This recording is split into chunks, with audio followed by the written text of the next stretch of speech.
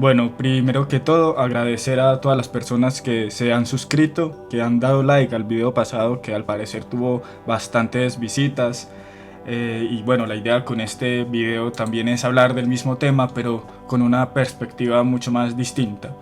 Quisiera traer pues acá la perspectiva estoica acerca de lo que viene siendo este principio aglutinante de la sociedad, el matrimonio, la sexualidad y todos estos temas que al parecer hoy son de bastante interés. El estoicismo también parece que es bastante popular últimamente. Creo que muchas personas han intentado regresar a principios estoicos, lo cual me parece muy bien, pero siento que quizás se adelantan e intentan llegar a la ética sin tener en cuenta lo que la soporta, el armazón completo, la catedral completa de lo que viene siendo la filosofía estoica. Y bueno, yo voy a intentar resumir rápidamente esto para poder llegar al tema pues que hoy nos trae.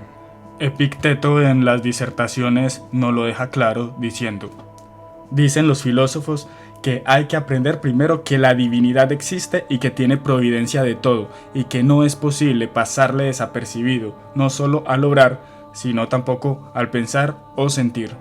Esto es lo primero, tener en cuenta que la divinidad existe, y que hay que tenerla en cuenta al momento de obrar, sentir, pensar y demás.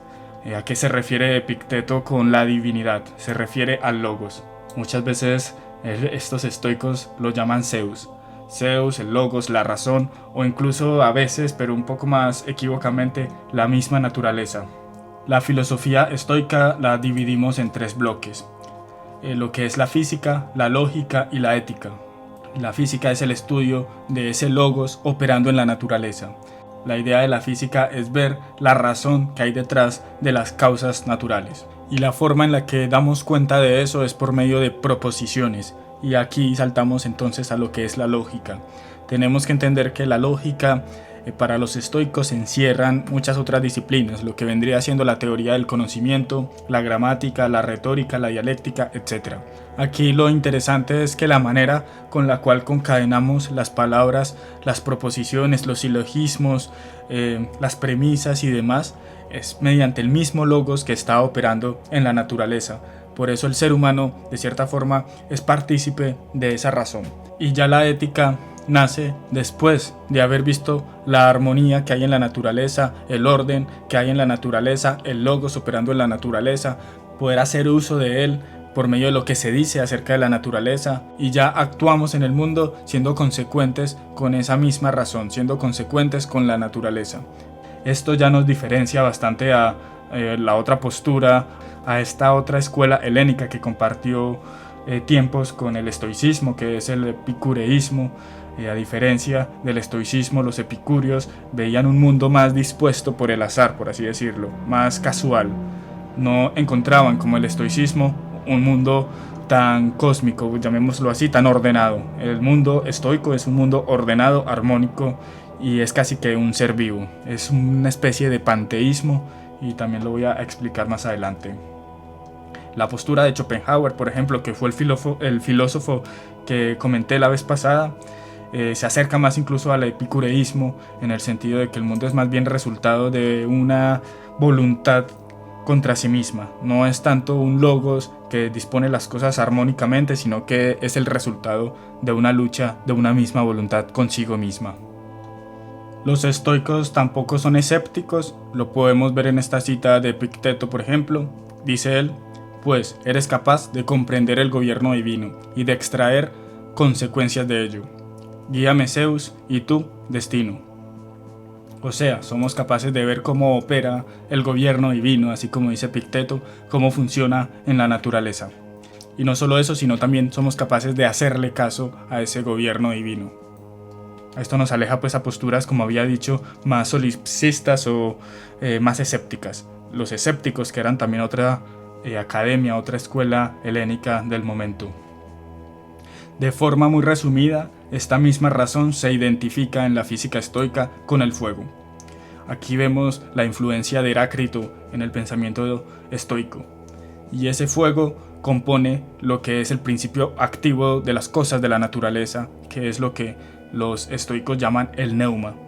Hay dos componentes en el neuma, el componente fuego y el componente aire. Bueno, en principio todo es fuego. El aire sería una especie de compresión del mismo fuego.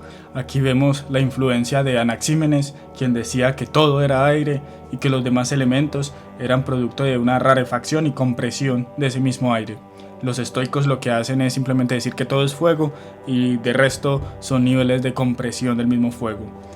El punto es que este neuma, en lo inerte por ejemplo, le da unidad y cualidad. Por ejemplo, la unidad de una piedra consigo mismo es gracias a este principio activo que opera en la naturaleza. En lo vegetal, este principio activo le otorga crecimiento, es lo que permite que una planta crezca. Y en los animales, el neuma, este principio activo es básicamente el alma, y les da el alma, les da movimiento, les da acción y también les da los sentidos a los animales y a nosotros mismos. Además, a nosotros los seres humanos nos da la capacidad de juicio. Y esta alma es lo que permite la acción. La acción en los estoicos la podríamos dividir en 3 momentos. Primero, un momento pasivo, lo llamamos la impresión, en la cual, por ejemplo, un perro observa X fenómeno.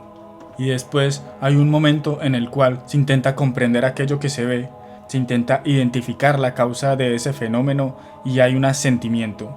Por ejemplo, el perro puede comprender que aquello que ve es un hueso y asiente a esa comprensión. Y después ocurre un impulso y el perro, en este caso, se puede dirigir al hueso si ha entendido que el hueso es conforme a su naturaleza. También se puede dar el caso de que a medida de que el perro se acerca a dicho hueso, este asentimiento cambie, dándose cuenta de que no se trataba de un hueso, sino de una roca, por ejemplo, una roca que se parecía a un hueso. Por tal motivo, el impulso también cambiaría, y el perro quizás se detenga y se devuelva. Lo que ocurre en el animal es que en su alma hay un principio rector.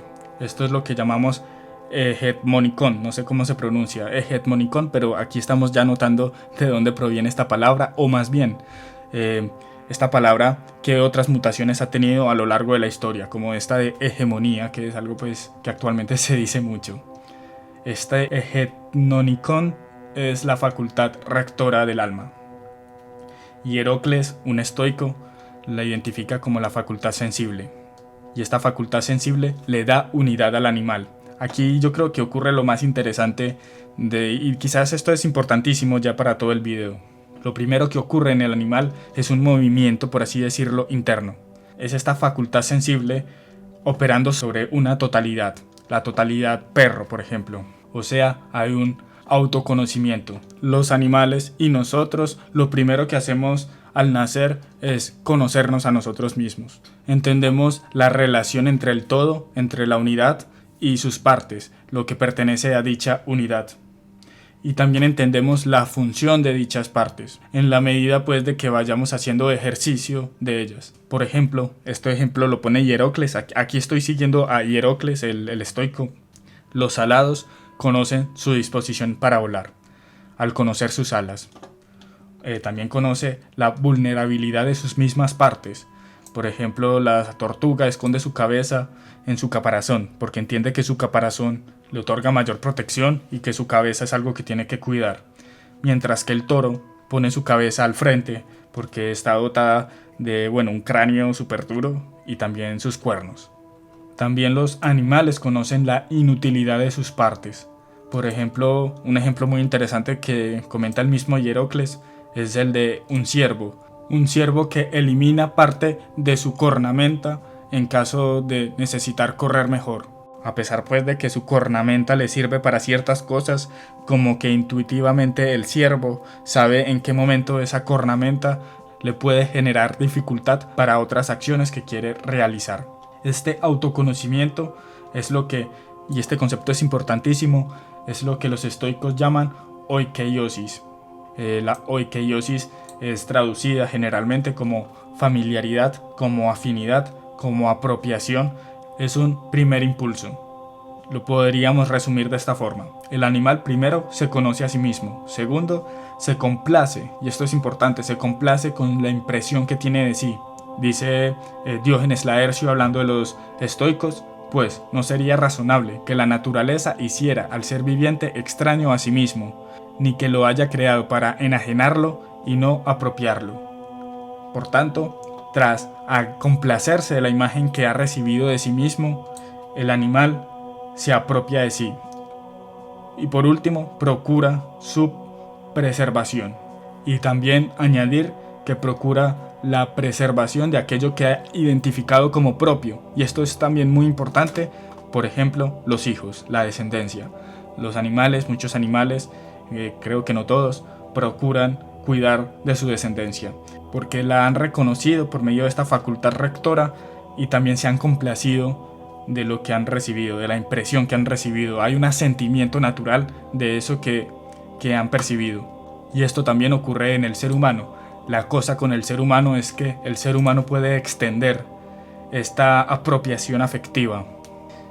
Y Heracles, que es el estoico del cual se conocen quizás textos más hacia este respecto, hacia este concepto que ya hemos visto que se llama oikeiosis, habla de una especie de círculos concéntricos. El primer círculo, el primer nivel es el de uno con uno mismo, como había comentado, esa apropiación afectiva que uno tiene hacia sí mismo. Se va expandiendo hacia los otros seres con los que compartimos una afinidad sanguínea, genética. Se expande más y más, pasando por mi barrio, por mi ciudad, por mi país, hasta llegar a una sociedad de todos los entes con razón. Entre estos entes están los seres humanos y los dioses. La razón nos dio la capacidad de ver ese mismo actuar de la razón en la naturaleza.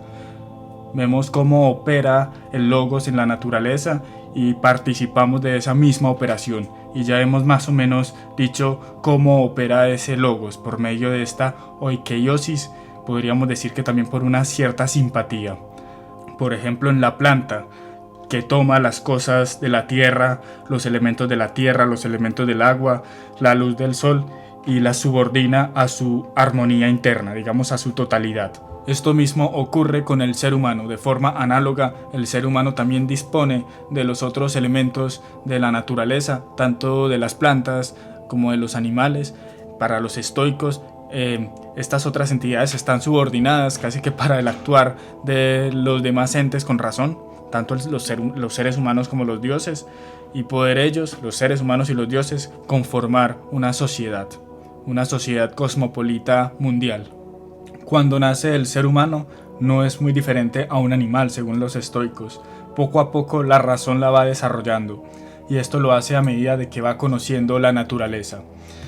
El hombre va conociendo la armonía de la naturaleza, y ante esto Cicerón nos dice: la estima, la armonía de la naturaleza, mucho más que las demás cosas que amó al principio, y así, por el conocimiento y la razón, comprende que es allí donde recibe aquel supremo bien del hombre, que debe ser alabado y deseado por sí mismo, consistiendo el supremo bien en lo que los estoicos llaman homología, y nosotros, si te parece, llamaremos armonía. El supremo bien para los estoicos es actuar según la razón, y esto lo entendemos como la virtud. El supremo bien, por tanto, sería alcanzar la virtud. Dice Epicteto: Dios ha hecho al hombre como espectador suyo y de sus obras, y no solo espectador, sino también intérprete de ella. Por eso es vergonzoso para el hombre comenzar y acabar donde lo hacen los irracionales. Y al igual que ocurre cuando un ciervo, por ejemplo, reconoce sus partes como apropiadas y siente esta relación de afinidad, que era lo propio de la oikeiosis, esto mismo ocurre con el ser humano al momento de conocer su misma razón. Y un ejemplo que pone Cicerón al respecto es cuando un niño se alegra y se pone feliz cuando va descubriendo cosas, o sea, cuando va apareciendo esa razón. Y antes de pasar a temas más polémicos, intentar dejar claro cuál es este principio aglutinante de la sociedad según los estoicos. Tenemos este primer momento en el cual se evidencia una totalidad, podríamos decir una armonía de un individuo orgánico, digamos el ser humano. Y esa armonía, esa totalidad, esa unión entre el todo y las partes se desea y naturalmente se quiere, se ama. Ya después pasamos a entender el mundo como una armonía total Y al igual que ese primer deseo de uno mismo, ese primer amor que uno siente hacia sí mismo, se extiende al punto de desear una sociedad armónica entre todas las personas que tienen uso de razón. Por tal motivo, por ejemplo, un Séneca nos dice: solo el sabio sabe amar, solo el sabio es amigo. Y esto nos lo dice porque esta relación de amistad la entiende como natural y propia de la razón. Y se pelea con la idea de que estas relaciones humanas sean producto de una pasión. Ya vamos a hablar de la pasión. También nos dice Diógenes Laercio: el amor es una tendencia a ser amigos a partir de la belleza manifiesta. Y aquí entendemos la belleza como esa excelencia, esta, digamos, armonía expresada gracias a la razón, al logos. La máxima belleza para un estoico es la misma virtud. También nos dice Hierocles: corresponde, por tanto, al que aprecia a su familia tratar a sus padres y hermanos y a su esposa e hijos como a uno mismo. Esto es muy interesante porque es que el amor a uno mismo no niega el amor hacia la familia o hacia la sociedad entera. Por el contrario, el primer amor, el primer círculo concéntrico era el amor hacia uno mismo, y ese círculo se va extendiendo. Zenón también nos lo recuerda. Según Diógenes Laercio, Zenón, cuando le preguntan qué es un amigo, respondió: otro yo, porque la referencia soy yo, y yo naturalmente me quiero a mí mismo. Y esto es bastante importante porque también hay otras escuelas helénicas como la epicuria, en donde hacen mayor acento en la idea del placer, y de aquí se puede seguir que la verdad por la cual nosotros nos organizamos, nos agrupamos en sociedad, realizamos relaciones de amistad, es en virtud del placer. Claramente el estoicismo se pelea con esta idea, apelando a que este principal impulso no es producto del placer, el principal impulso de autoconservación. Y ante esto presentan, o por lo menos he recogido aquí, dos argumentos. El primero es que la cohesión de una unidad, y después es el placer que se sigue sobre alguna parte de dicha unidad. Primero es el todo, hay una razón que precede a esa unidad, y después es el placer. Por tal motivo no puede ser el placer el impulso de que unos ciertos elementos se ordenen en una unidad biológica. El segundo argumento sería que primero es este amor a uno mismo y después es el desear placer hacia uno mismo, o sea, en virtud de que yo me quiero a mí mismo, quiero placer sobre mí, pero primero me tengo que querer a mí mismo. Por tal motivo, el placer no puede ser primero. Igual vamos a continuar hablando del placer porque es bastante importante sobre esto de las relaciones humanas y además sobre la sexualidad, que ya vamos a poco adentrarnos más en este tema.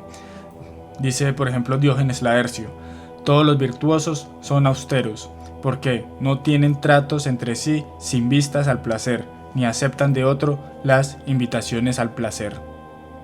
Esta cita yo creo que resume bastante bien lo que podría ser esta conducta sexual incluso del estoico.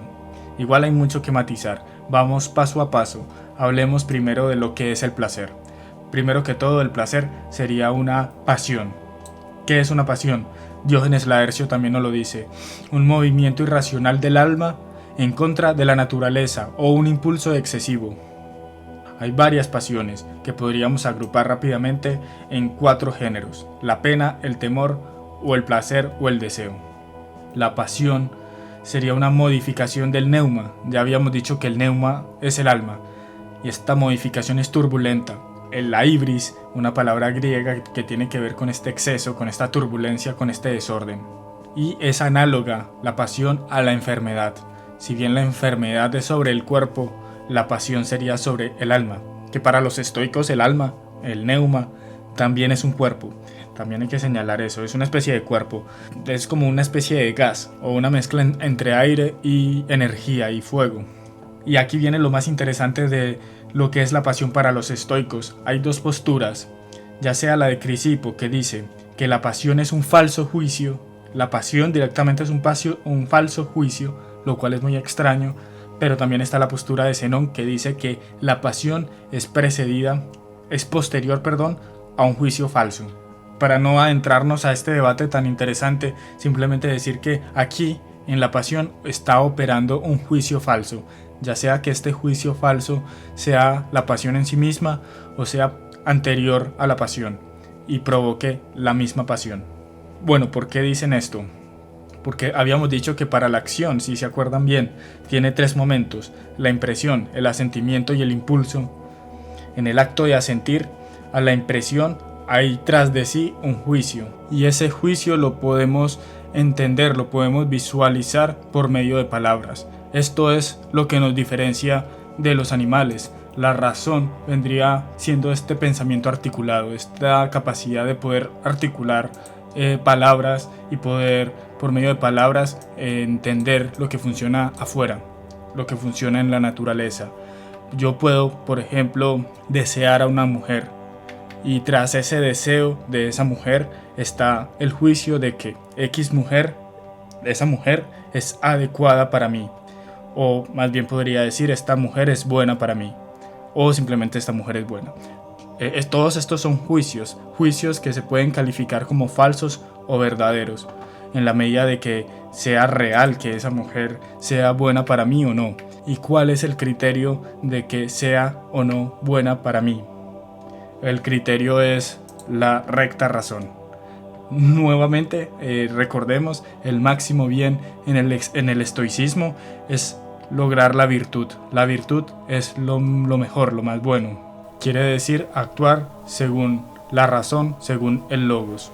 Diógenes Laercio también nos dice que la razón para un estoico es la artífice de nuestro impulso, de nuestra acción. Simplemente hay que hacer que esta razón logre la concordia con la razón de la naturaleza. Y esto significa también acabar con muchas ilusiones, muchas fantasías, muchas falsas creencias que nos están generando padecimientos, pasiones, enfermedades del alma, como dicen los estoicos. Y esta capacidad que tenemos, esta capacidad racional que tenemos, la podemos ejercitar. Dice Epícteto: si quieres hacer algo, hazlo habitualmente. También nos dice: cuando seas a una relación amorosa con alguien, no la consideres una sola derrota, sino que además has alimentado tu incontinencia, la has acrecentado. Se van incubando las debilidades.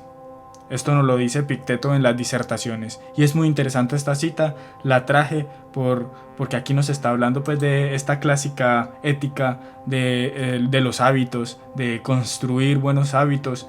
Tenemos, yo creo que 2 palabras que significan lo mismo. Una palabra más clásica, que es esta de continencia, que para un Epicteto ya hemos visto que es una virtud, esto de contenerse a las apetencias. Y otra palabra más moderna, que es la palabra de la represión. Y me parece muy curioso, y siempre lo he pensado de forma, pues me parece interesante esto, porque en esencia se están refiriendo como a lo mismo. La gran diferencia es que por medio del ejercicio de la continencia se hace más fuerte. O sea, es más fácil contenerse a medida de que nos vayamos conteniendo. Pero la represión suele significar lo contrario. A medida de que nos vayamos, entre comillas, reprimiendo más difícil es reprimirnos hasta que llega un momento en el que nos estallamos, ¿cierto? Porque estamos entendiendo, y esto es muy actual, muy moderno, estamos entendiendo el deseo como una especie de energía infinita que se va produciendo y que de alguna manera tiene que salir, se tiene que liberar. Claramente esto Epícteto no lo tiene en mente. Ya nos ha dicho que si quieres hacer algo, hazlo habitualmente. También pone la metáfora de unas cicatrices, las pasiones como una cicatriz, que si volvemos a ceder a esas pasiones, la cicatriz se termina convirtiendo en llagas. Hay que esperar que las cicatrices se vayan borrando. Y en este mismo libro, en las Disertaciones, Epícteto también nos pone un ejemplo en el cual él conoce o observa a una chica muy guapa y entonces se imagina cosas como estar con ella, se imagina estar con ella recostado en la cama. Él dice que este tipo de cosas hay casi que evitar que continúen, evitar cortar ahí esas representaciones que nos estamos haciendo, son representaciones falsas. Y si nos acostumbramos a esto Incluso si esta mujer hipotética nos corresponde y nos manda mensajes, dice Epícteto, será más fácil no corresponder a ese tipo pues de pasiones. Pone una analogía con el ejercicio, dice él, y si te acostumbras a ejercitarte de este modo, verás qué hombros se te ponen, qué tendones, qué vigor. También nos da consejos como para evitar que esta imaginación empiece a jugar, que estos juicios falsos que son producto de las pasiones o directamente son las pasiones, evitar que se manifiesten. Nos dice, más bien, introduce tú, a tu vez, alguna otra representación bella y noble, y expulsa la inmunda. Esta representación inmunda, como había comentado, hay que atajarla cuanto antes, hay que evitar que avance, hay que someterla a prueba, siempre hay que investigarla bien, siempre en virtud de la verdad. Y más aún creo yo que el sexo está lleno de, por así decirlo, soteriología, de muchas ilusiones, de promesas de felicidad, de promesa de libertad, de promesa de identidad. Creo que hoy más aún hay que hacer caso a esto de eliminar las afirmaciones, los juicios, las proposiciones falsas de valor con las que estamos operando y que nos hacen vulnerables a las pasiones, a las turbulencias. Y quizás muchos estén pensando que Epícteto sea un santurrón, pero lo cierto es que yo veo esta postura bastante común en los estoicos. También vemos que Séneca tiene una postura semejante. Dice Séneca en las epístolas: el placer es cosa baja y mezquina e indigna de aprecio alguno. Nos es común con los animales mudos, y hacia él se lanzan los seres más ínfimos y despreciables. También dice que la filosofía no debe procurar pretextos al vicio.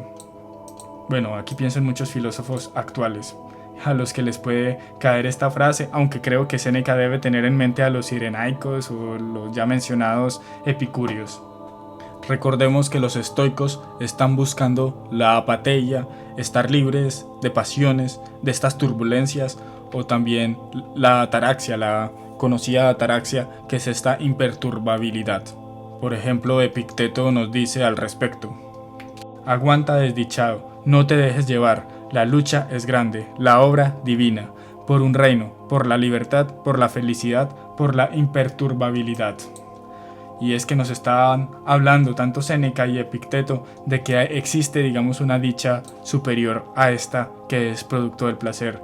Esta dicha se encuentra en estos textos con la palabra griega tzapa, la pongo en pantalla, es una especie de alegría o de gozo. Así, la alegría es contraria, dicen, al placer, siendo una exaltación razonable, dice Diógenes Laercio. Y yo creo que aquí nos queda un poco mostrado qué postura tendrían estos filósofos respecto a la sexualidad, o por lo menos a la pasión como producto o como principio de la sexualidad. El sexo cuyo fin es saciar a las pasiones. Ellos dirían que no, calma la pasión precisamente haciendo uso de la misma virtud y de la misma continencia. Pero también es interesante porque he visto que varios ataques que se le han hecho al estoicismo, por ejemplo, Plutarco polemiza bastante con los estoicos, o este pirrónico o escéptico llamado Sexto Empírico también polemiza bastante con los estoicos y le acuñan a Zenón de Sitio y a Crisipo, personajes que por desgracia no tenemos muchos textos actualmente. Dicen que estos personajes, estos estoicos, promovieron ciertas cosas un poco extrañas. Por ejemplo, el incesto o la antropofagia, principalmente Zenón de Sitio en su República, que no se encuentra pues físicamente hoy. También él hablaba como de la idea de que las personas anduviesen desnudas sin necesidad de ocultar sus genitales. También hablaba de abolir el matrimonio y que haya una crianza conjunta de los niños. Bueno, cosas que al parecer nos suenan muy extrañas, muy poco conservadoras, y esto se debe a la influencia cínica que tuvo el estoicismo. Recordemos que la escuela helénica de los cínicos, su figura más importante y famosa es este conocido Diógenes de Sinope o Diógenes el Perro. Bueno, pongo en pantalla las citas así como más polémicas que se decía sobre Zenón de Sitio y sobre Cleantes y Crisipo, los primeros estoicos. pero pareciera que a medida de que el estoicismo fue evolucionando, fue por lo menos tomando una postura mucho más conservadora respecto a estos temas. Y esto lo digo por los textos de los estoicos, de los cuales más textos tenemos a disposición, que son Marco Aurelio, Séneca, Epicteto y demás. Por ejemplo, en el mismo texto de Epicteto parece haber referencia a una idea que se le atribuye a Zenón de Sitio de hacer que las mujeres sean comunes para todos los hombres. Por ejemplo, esto nos lo dice también Diógenes Laercio. Dice Diógenes Laercio: sostienen los estoicos la tesis de que entre los sabios las mujeres deben ser comunes, de modo que cualquiera pueda servirse de la primera que encuentre, como dice Zenón en su República y Crisipo en Sobre la República. Bueno, entonces Epicteto también como que alude a esto, y para resolver esto Epicteto nos dice, sí, pero imaginemos que estamos en una cena familiar y la comida es para todos. No por ello, después de que se sirvan los platos, vos le vas a quitar el plato a una persona que ya lo tiene enfrente de sí. O también pone otro ejemplo. El teatro también se supone que es público y que es para todo el mundo, pero vos no vas a parar a una persona que ya ha tomado asiento para vos sentarte en ese asiento que él ocupó. Vos te sentarías en otro asiento. También en un momento Epicteto dice: el hombre ha nacido para la fidelidad, y el que subvierte esto, subvierte lo propio del hombre. Y después aparece otro sujeto que quiere cuestionar lo que dice Epicteto, y Epicteto le pega básicamente una vaciada y lo regaña, diciendo: si siendo hombre no eres capaz de desempeñar ningún cargo humano, ¿qué haremos de ti? De acuerdo, no puedes ocupar el lugar de un amigo, el de un esclavo, ¿puedes? ¿Y quién confiará en ti? ¿No quieres tirarte tú mismo a la basura, como un trasto inútil, como una porquería? Bueno, mejor dicho, un hombre infiel, un hombre que no es capaz de cumplir con su palabra y de cumplir este tipo de pactos, tratos humanos en una sociedad, no serviría para nada. Nos estaría aquí comentando Epicteto de una forma quizás muy violenta, pero bastante clarificadora. Y Marco Aurelio también nos dice algo por el estilo. Nos dice: y en la medida en que tengo cierto parentesco con las partes de mi misma constitución, nada contrario a la comunidad ejecutaré, sino que más bien mi objetivo tendrá hacia mis semejantes, y hacia lo que es provechoso a la comunidad encaminaré todos mis esfuerzos, absteniéndome de lo contrario. Y si así se cumplen estas premisas, forzosamente mi vida tendrá un curso feliz, del mismo modo que también tú concebirás próspera la vida de un ciudadano, que transcurriese entre las actividades útiles a los ciudadanos y que aceptase gustosamente el cometido que la ciudad le asignase. Bueno, esto es muy interesante porque aquí parece haber una reafirmación de estos cometidos que la ciudad, que la sociedad le asigna al individuo y de la aceptación de dichos cometidos. Yo también podría pensar en ciertos cargos públicos o ciertos roles sociales. Por ejemplo, el rol propio de un matrimonio, pongamos como ejemplo. Veo aquí en Marco Aurelio casi que un camino contrario al que podría tener el cinismo. El cinismo más bien es revolucionario. Aunque bueno, obviamente esto es matizable porque podríamos decir que el cinismo es revolucionario, pero en virtud de la razón, y sería revolucionario si está en una sociedad irracional, por así decirlo. Y actuar conforme a la razón sería ser revolucionario en este caso. Y quizás Marco Aurelio, como un emperador romano, esté aceptando las instituciones romanas porque las considera acordes al logos, acorde a la razón. Pero para aclarar más este tema, yo creo que Hierocles, el ya mencionado estoico, es el que más ha escrito acerca del matrimonio, de la oikeiosis previamente mencionada, y yo creo que nos lo deja muy claro. Dice Hierocles: también la naturaleza parece exhortarnos, antes que el sabio, por impulsar igualmente al propio sabio al matrimonio. Esta naturaleza no solo nos hizo gregarios, sino inclinados a la vida en pareja, además de percibir también en la unión una obra común. Me refiero a la generación de hijos y a un decurso de vida estable. Y también dice Hierocles que nuestro deber a la comunidad es acorde a la constitución ofrecida por la naturaleza. Y esto es bastante interesante porque creo que, bueno, se refiere aquí a también nuestros roles reproductivos, de la diferencia entre un hombre y una mujer. Y nuestro deber es acorde a esa diferencia.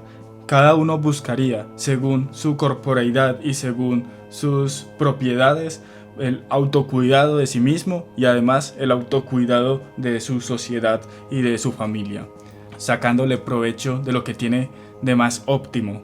Entonces, en este caso, Hierocles está pensando en los llamados roles de género más clásicos. Dirá que el hombre que se ocupe de los trabajos del campo, mientras que la mujer lo mejor es que se ocupe de los trabajos domésticos. También aclara que lo mejor es que ambos conozcan el trabajo del otro. Él dice que lo preferible es que la mujer realice el trabajo del hombre para que lo conozca y el hombre realice el trabajo de la mujer para que lo conozca. También hace un inciso al respecto, que es bastante interesante, que lo pongo en pantalla pues para no leer tanto. Esto lo dice en contra de, digamos, personas muy escrupulosas que consideran que el trabajo que hacen los hombres, el trabajo femenino que realizan los hombres, es propio de hombres débiles y poco viriles. Entonces Hierocles dice como que bueno, si usted está seguro de su virilidad, no le costará pues hacer ese tipo de trabajos. Bueno, esto pues lo dejo en pantalla por si quieren profundizar en ello. Para concluir esta parte, Hierocles nos dice entonces que el matrimonio es útil, por un lado por la reproducción. La reproducción favorece tanto a la comunidad, a la patria, le da continuidad a esa sociedad, como también es útil para mí en la vejez, porque en la vejez voy a tener esos cuidados propios que dan los hijos. No solo el matrimonio es útil por ello, por la reproducción, sino que también por la compañía de la mujer o del hombre. Y nos dice Hierocles que esa otra persona nos acoge, nos da consuelo, nos auxilia, nos ayuda y juntos podríamos trabajar para el hogar. Dice Hierocles, y esto es interesante, que al sabio le conviene, por tanto, un matrimonio, le conviene una mujer. Pero hay que aclarar, y es importante recordar esto, el bien supremo no radica en la mujer, o en el hombre, o en el matrimonio, o en los hijos, sino que radica en la virtud. Y ahora tocar un tema un poco más polémico. En las disertaciones, Epicteto llega a hablar acerca de esas cosas que la naturaleza ha creado y que a nuestros ojos parecen inútiles. Una de ellas es la misma barba. Él dice que la barba tiene una gran utilidad, que es la de distinguirnos entre el hombre y la mujer.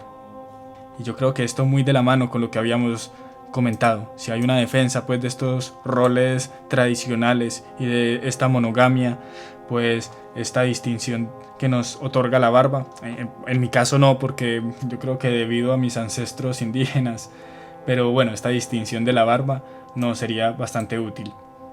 Y referente a eso, en este mismo texto de Epicteto también cuenta que una vez aparece ante Epicteto una persona como muy arreglada, un hombre muy arreglado y depilado, sin la barba.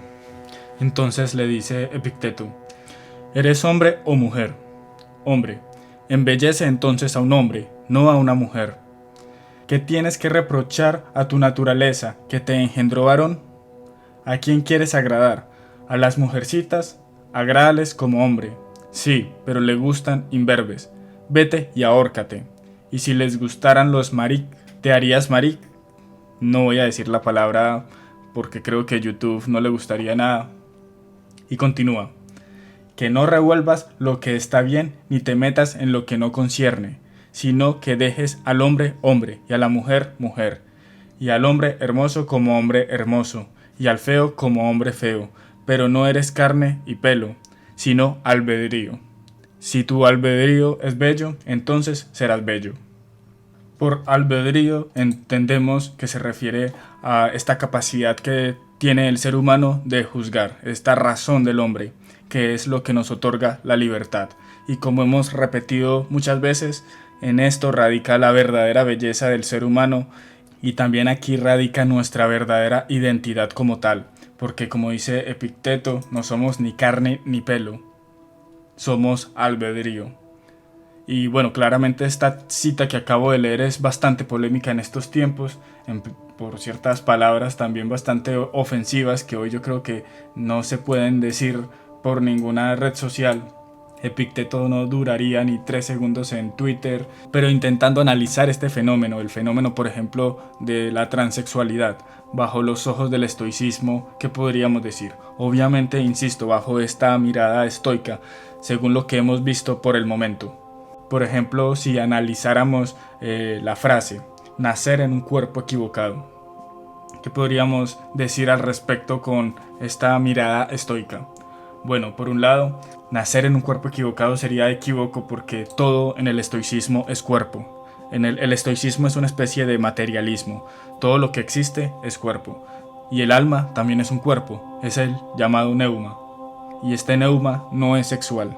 Este neuma es más bien una razón, un logos. Y la tendencia propia del neuma no es una tendencia necesariamente sexual por el aspecto pasional, sino que es más bien armónica, y lo sexual es secundario a ello. El neuma tiende a mayor armonía, tiende a mayor cosmos, por así decir, tiende a mayor orden, y nosotros corroboramos a dicho orden, y en virtud de dicho orden nosotros accedemos a esta cuestión sexual que también es propio pues de nuestras cualidades biológicas, pero cualidades subordinadas a este albedrío del que hablaba Epicteto, o sea, esta capacidad de juicio, esta capacidad de razón. Ahora bien, ¿en qué momento una persona al contemplarse a sí misma no se percibe agradable para sí? Cosa que está contradiciendo lo que habíamos comentado de la oikeiosis, esta tendencia de apropiarnos de un todo y entendiéndonos a nosotros mismos como esa totalidad. Esa totalidad que al observarse hay una natural apropiación afectiva. ¿En qué momento ocurre que esa apropiación afectiva se ve cuestionada? Y esto lo digo porque supuestamente personas que tienen esta llamada disforia de género, muchas de ellas tienen que bañarse, por ejemplo, con ropa interior, porque aborrecen los genitales con los que nacieron. Detestan el cuerpo, detestan esas partes que no las consideran propias ni adecuadas así. Aquí vuelven a resonar estas palabras de Epicteto. ¿Qué tienes que reprochar a tu naturaleza que te engendró varón? Bueno, claramente la postura estoica es la de acepta la realidad, acepta lo que la naturaleza ha dictado y de hecho corrobora con ella, sigue a la naturaleza.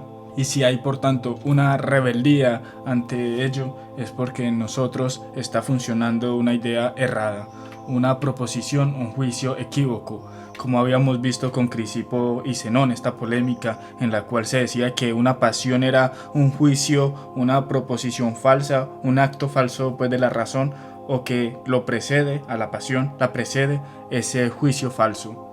¿Qué juicios falsos están funcionando? Y esto sería una pregunta que haría yo, si esos juicios falsos realmente son capaces de generar un deseo, de generar una pasión tan fuerte, si eso es realmente posible, si aquí los estoicos no están pecando de intelectualismo excesivo. ¿Y de dónde provienen estos juicios falsos? Podrían provenir de una sociedad actual tan hipersexualizada que ha dotado al sexo, a mi parecer, de tanta soteriología, de tantas mitologías. Sí, de estas sociedades que provienen estos juicios que nos hacen padecer tantas penurias, tantos dolores, tantos sufrires, etc. Y lo repito, para que no se malentienda, aquí lo que estoy intentando es intentar ver con ojos estoicos un fenómeno muy actual. De pronto me esté equivocando en este proceder. Ustedes en los comentarios me lo pueden decir con tranquilidad. Y entre las perspectivas, una de ellas es el estoicismo. Esto lo podemos analizar incluso desde otras perspectivas filosóficas.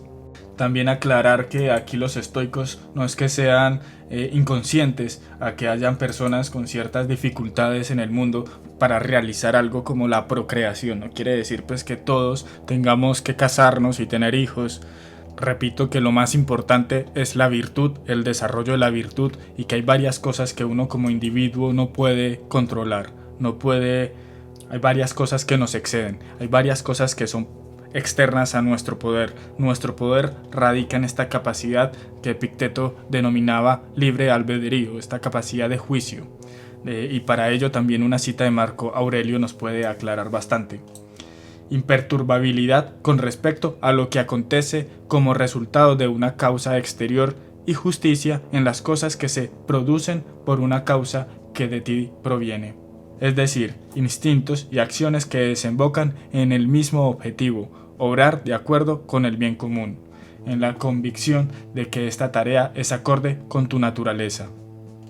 Bueno, la idea es esta, según esta cita, obrar según este bien común, corroborar esta armonía del mundo, esta sociedad racional, etc. Y la única razón para hacerlo no es la de procrear y tener hijos, en caso pues de que uno, por causas de la misma naturaleza, haya nacido con una incapacidad que dificulta tal cometido. Uno, en la medida que puede, en el poder que tiene, así sea poco, uno actúa con la justicia en las cosas que se producen por una causa que de ti proviene. Y quizás un Marco Aurelio, siendo emperador romano, muchas cosas provendrán de él, mucho poder proviene de él para llevar a cabo esta justicia, pero también un Epicteto, un cojo esclavo, así sea su poder poco, también usarlo en virtud de esta justicia, en virtud de este orden. Y bueno, ya para ir acabando, yo creo que es claro que el estoicismo influyó en lo que viene siendo el cristianismo, en esta moral occidental clásica o más bien conservadora. Esto nos lo dice un señor llamado John Nonnan en un texto que pongo pues en pantalla para no alargar más este video. También es justo decir que hay posturas contrapuestas. Un historiador, por ejemplo, llamado John Boswell, en su libro Cristianismo, Tolerancia Social y Homosexualidad, llega a decir que algo como la homosexualidad y demás prácticas sexuales estaban muy normalizadas incluso por estos estoicos. Dice John Boswell: sea o no verdad, lo cierto es que no parece que el estoicismo occidental se haya opuesto a los actos homosexuales, a menos que implicaran exceso. Séneca dedicó un largo pasaje de sus Naturales Cuestiones a describir el estilo de vida disoluto de un hombre excesivamente entregado a las relaciones homosexuales. Sin embargo, la fidelidad del pasaje no estriba en introducir un comentario sobre ningún tipo de conducta sexual, sino en condenar la fascinación del hombre por los espejos. También llega a mencionar más pasajes de otros filósofos estoicos, pero este en particular lo corroboré, pues lo busqué en el libro como tal de Séneca, y realmente me parece que Séneca sí que hizo comentarios no muy positivos sobre la conducta sexual de este hombre que describe en este libro. Aunque es cierto que el fin de este pasaje, de este capítulo, es denunciar este uso equívoco y errado de los espejos, que en resumidas cuentas lo que describe Séneca es que este señor lo que hacía era poner los espejos para que los espejos le reflejaran a él esas partes del cuerpo que él por sus simples ojos no podía observar en el momento pues de efectuar muchos actos sexuales de forma muy excéntrica. Y bueno, sí, no sé Séneca qué opinaría hoy sobre, por ejemplo, el sexo en internet y bueno, y demás cosas que hoy se hacen bastante. Y bueno, listo, ya para cerrar este video al fin y no alargarlo más, voy a leer una cita de Marco Aurelio en sus Meditaciones. Cuerpo, alma, inteligencia, propias del cuerpo, las sensaciones del alma, los instintos de la inteligencia, los principios.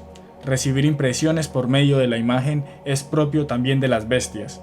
Ser movido como un títere por los instintos corresponde también a las fieras, a los andróginos, a Fálaris y a Nerón. Pero tener a la inteligencia como guía hacia los deberes aparentes pertenece también a los que no creen en los dioses, a los que abandonan su patria y a los que obran a su placer, una vez han cerrado las puertas. Por tanto, si lo restante es común a los seres mencionados, resta como peculiar del hombre excelente amar y abrazar todo lo que sobreviene y se entrelaza con él, y el no confundir ni perturbar jamás al Dios que tiene en la morada dentro de su pecho con una multitud de imágenes, antes bien velar para conservarse propicio, sumiso disciplinadamente al Dios, sin mencionar unas palabras contrarias a la verdad, sin hacer nada contrario a la justicia. Y si todos los hombres desconfían de él, de que vive con sencillez, modestia y buen ánimo, no por ello se molesta con ninguno, ni se desvía del camino trazado que le lleva al fin de su vida, objetivo hacia el cual debe encaminarse, puro, tranquilo, liberado, sin violencias y en armonía con su propio destino.